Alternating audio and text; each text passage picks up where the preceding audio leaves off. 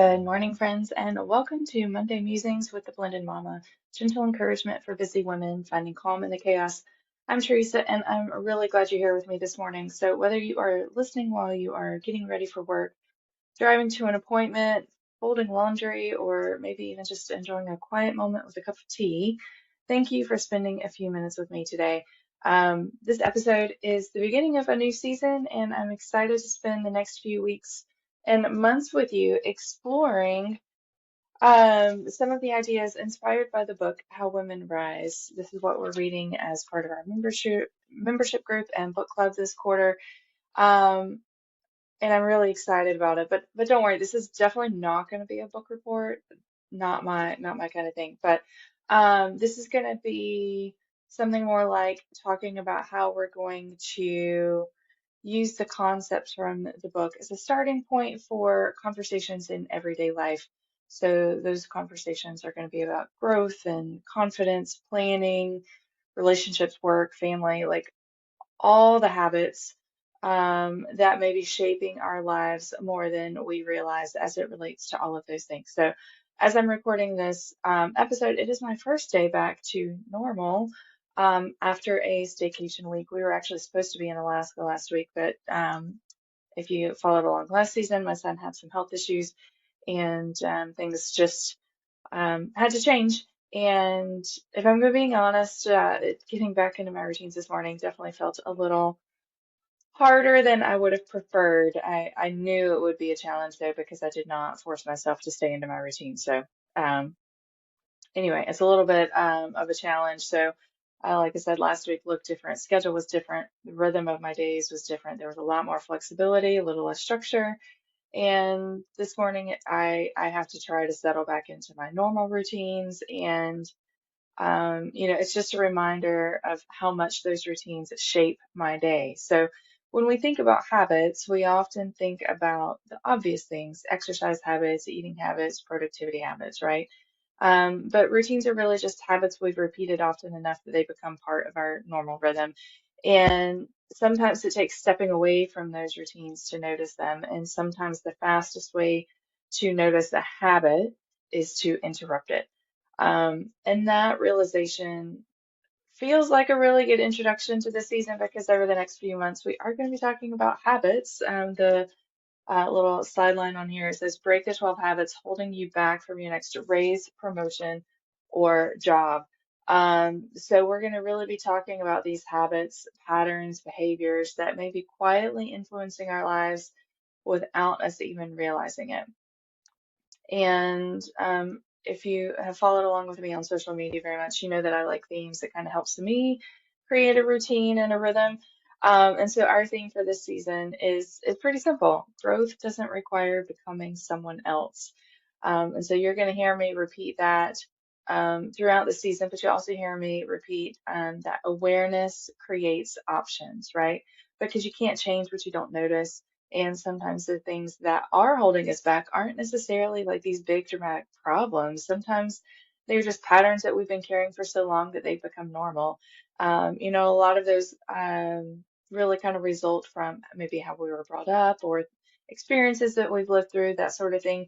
And they just become normal. And so you don't necessarily realize that they might be holding you back, right? So as I was starting to read this book, um, I'm trying to be aware of some of my own habits, and it's making me think about a phrase that I've said, at least in my head, more often than I would probably like to admit, and that is just I'll just do it myself. Um, and maybe you've said that too, right? I'll just do it myself because it will be faster. I'll just do it myself because explaining it will take too long. I'll just do it myself because I know how I want it done. And for a long time I viewed that as a strength, right? Because I can do the things. And in a lot of ways it is, right? Being capable is a gift, being dependable, somebody that people can depend on, that's a gift. Being willing to step in and help and do the things is a gift, but lately I've just started maybe looking at it a little bit differently. And sometimes the very strengths that help us succeed can also limit our growth. So When I always do it myself, that means that other people are not getting the chance to learn.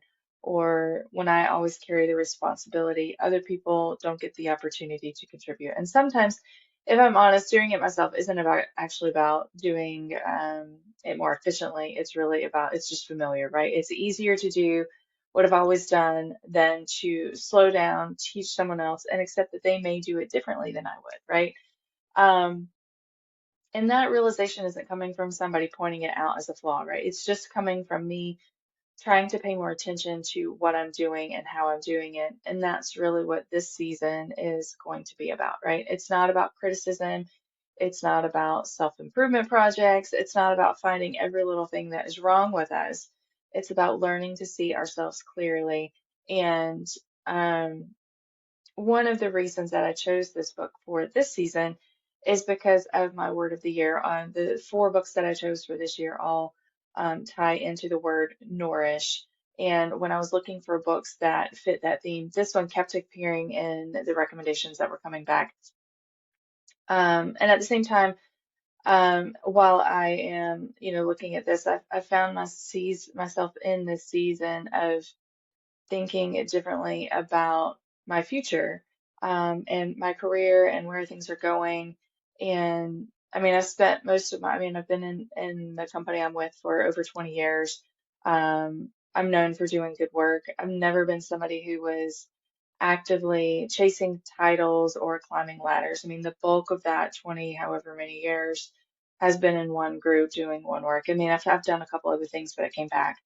Um, and as I look ahead and kind of look around at what's going on, I see that there may be some other opportunities in front of me that I hadn't necessarily considered before, or that I had previously tossed aside as something I didn't want to do. But things shift, life shifts, right? And it's not that I've become someone different, but I'm really seeing my strengths differently, and that is requiring me to pay attention to things that I might have just kind of looked past in the past.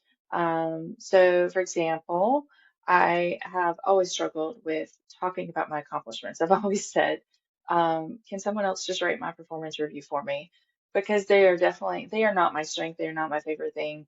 Um, and even if somebody gives me a compliment, my instinct is to explain it away, or, to include others and, oh, this was a team effort, or, whatever it was, right? To minimize it, to shift the focus somewhere else or to someone else. And this book is actually kind of helping me look at that a little bit differently. And I really am trying to learn to simply say thank you when someone gives a compliment. Um, and I don't know, maybe you guys relate, maybe that's hard for you too. I don't know, maybe it's just me. I have a feeling it's not. I mean, they do talk about that in the book, that kind of specific example, but that is something that I've struggled with. And uh, I have over the last few years been working to document more of the work I do behind my scenes on those performance reviews. We had to start doing like quarterly notes and whatever, and so I've started tracking that, and documenting that a bit differently. And it's not because I wanted attention, because my boss knows what I do, right? But people can't recognize the work if they don't know it exists. If they don't know that you're doing the thing, they can't recognize it. And that is definitely a lesson that is in the book. We're going to talk about it more in a future episode. But like that was like a really, I don't know, that one just hit home for me, I guess. Um, but for right now, the important thing is that I had to notice the pattern before I could make a different choice, right? That awareness that I was doing that I was minimizing my work. That had to come first. And the truth is that many of the habits that shape our lives begin as strengths, right? The desire to help, the desire to do a good job, the desire to be kind or be responsible, right? Those are definitely not bad things. In fact, they are probably the very qualities that have helped us build the lives that we have today. But sometimes as they grow into patterns that no longer serve us, or they can grow into patterns that no longer serve us, in our current season. And I'm not saying to not be kind or be responsible, right? That's not what I'm saying. I'm just saying to look at doing things differently. Um, and if we're not willing to look at our patterns and our habits, honestly, we're going to miss the opportunity for us to grow. So one of the things that I do want to emphasize throughout the season is that growth doesn't require becoming someone else, right? It becomes becoming more aware of who you already are. I believe that we were fearfully and wonderfully made just as we are, but that doesn't mean that we stop growing, right? It means that growth isn't about fixing a broken version of ourselves. It's about understanding ourselves more clearly, recognizing our strengths, acknowledging our weaknesses, and making those small tweaks and small adjustments that are going to help us continue to move forward. And that is where planning can be a really powerful tool. And some of the um, you guys know that I talk about planning a lot too, because like that is what keeps me sane. Is the fact as soon as I finish this, I'll be working in my planner before I start work. But it's not because a planner is magically going to solve our problems, but it's because it creates space for us to notice. So I'm really trying to get into the habit of doing a weekly reflection in my journal. Let me see if I can find it. So I have a page here that I intended to do a weekly reflection yesterday, and I just didn't quite come back to my office to do it. So I will be working on that a little bit this morning. Um, so it is still something I'm working on writing down, right? I do try to look back at my week as like part of a reflection, to see how things were working. But as it relates to this topic, I think that doing a reflection can be an important tool as well. And I think putting it in our planner just puts it into a place that we're already looking, and can kind of help us remember what we're working on, right? So this morning, I want you to think about creating a reflection space in your planner, in your journal, wherever it is. My planner and journal are all in one thing.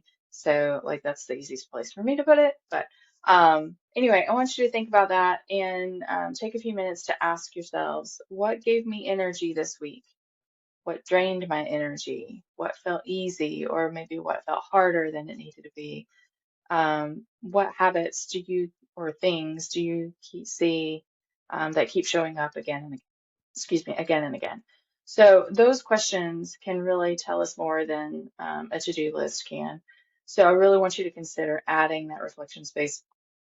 And as we're going through the season, I will be giving you some questions that you can reflect on in addition to those that are more generic. But before we wrap up today, I want to leave you with a couple questions to think about this week. One, what is one pattern that you have noticed in yourself recently? So one pattern you've noticed in yourself recently.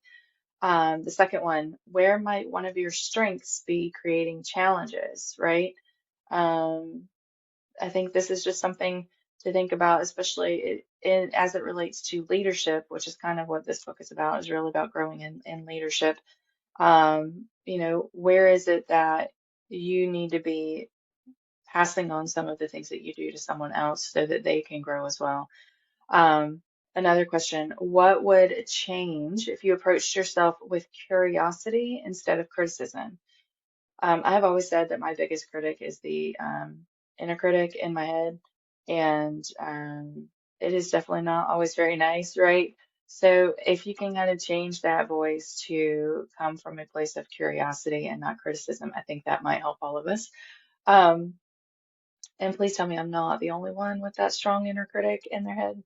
My husband does not have one. He's like, "What are you talking about? You have a voice in your head?" So I don't know. Anyway, and then the last question I have is what might be possible or what might become possible if you simply paid attention, right? So are there things that can change just because you're noticing them now? So I want you to think about that, because that awareness can create options.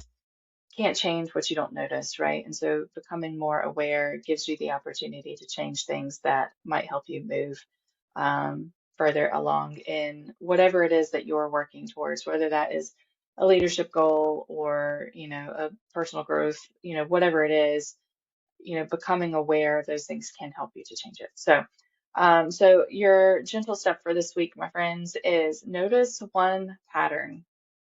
That's it. Don't fix it. Don't judge it. Don't create a plan for it. Just notice it. Write it down in your planner, your journal, or even on your favorite set of sticky notes. Um, observe it with curiosity, not criticism, and see what you can learn from it. So that's all I have for you guys today. Thank you guys so much for joining me for this first episode of our new season. Fingers crossed we're going to be able to get through the whole season this time without any medical emergencies. Um, but if you would like to continue the conversations that we're going to have, be sure to check out the links in the show notes to find where you can follow me on social media. You'll also find links to my favorite planning products, just like the planner that I showed you. And until next time, remember, growth doesn't require becoming someone else. It begins with noticing who you already are. I'll see you guys next Monday, and I hope you guys have a fantastic week.